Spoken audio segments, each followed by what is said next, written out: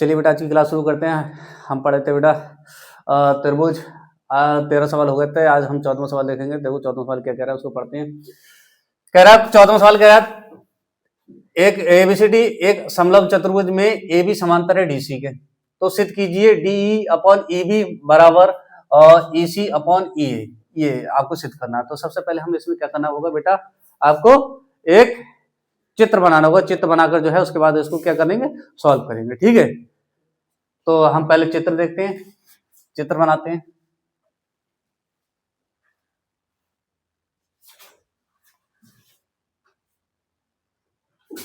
ये हो गया, इसके हमने विकर्ण बना दिए।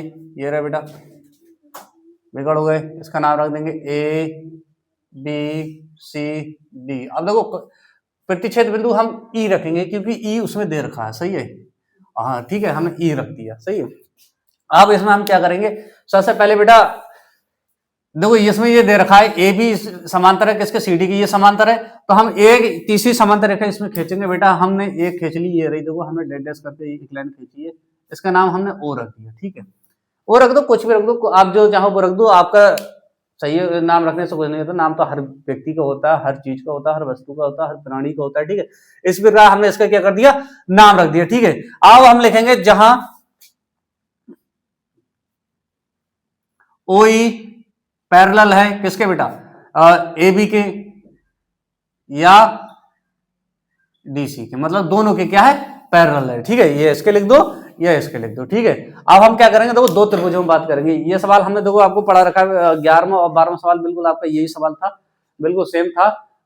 उसमें पहले ये दे रखा था, ये वाला सिद्ध कराया था उसने कि ये सिद्ध करिए, ये दे रखा है। ठीक है, ये ऐसे करके दे रखा था, और ये एक बार इसमें ये सिद्ध कराया था, दूसरी संख्या लिखी हुई थी। तो यहाँ पर आपने क्या, अब ये वाला लिखी हुई है तो इसको सिद्ध करेंगे। ये सवाल आपके हो चुके हैं, बिल्कुल वही सवाल है, तीसरी तरीके से पूछा है इन्होंने। ठीक है, तो अब हम लिखेंगे देखो त्रिभुज, पहले इस वाले की बात कर लेते हैं एडीबी की। सही है, त्रिभुज ए डी बी में देखो एडीबी में देखो ओई जो है आपके पैरेलल है बेटा किसके, एबी के। किसके, एबी के पैरेलल है।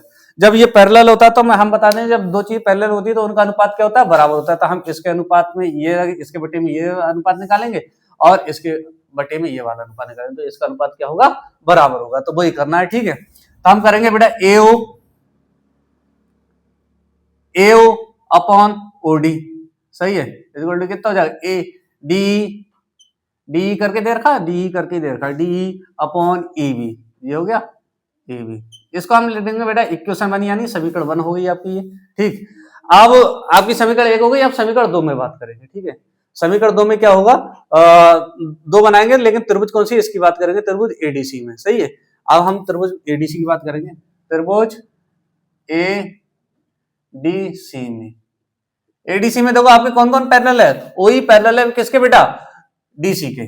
ओई पैरेलल है किसके, डीसी के। ठीक है, ओई पैरेलल है डीसी के। तो अब इसमें हम क्या करेंगे, फिर वही अनुपात वाले कर देंगे, इसके बटे में ये, फिर इसके बटे में ये वाला, ये कर दोगे आपका आंसर आ जाएगा। ठीक है, हाँ तो हम देखो करेंगे क्या करेंगे, एओ बटे ओडी क्या हो जाएगा आपका बेटा, ईसी। सही है, ईसी बटे ई, क्या हो गया, ई।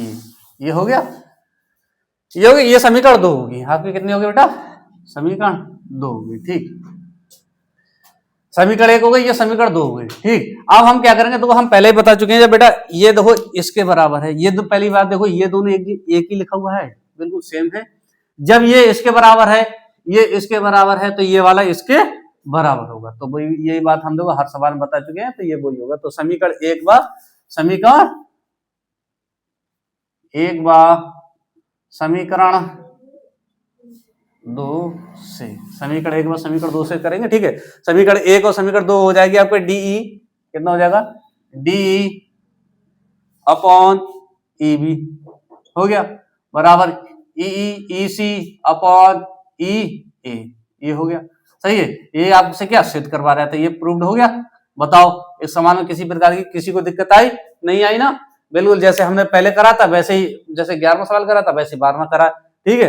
देखो आप बेटा लगातार पढ़ते रहो, एक सवाल पढ़ो कोई दिक्कत नहीं, लेकिन आप ऐसा पढ़ो, देखो 4 सवाल पढ़ने की जरूरत नहीं, एक सवाल पढ़ोगे, अगर आप इस हिसाब से पढ़ना, अगर पेपर में आ जाए तो वो हो जाए आपसे, तो आपका सही है।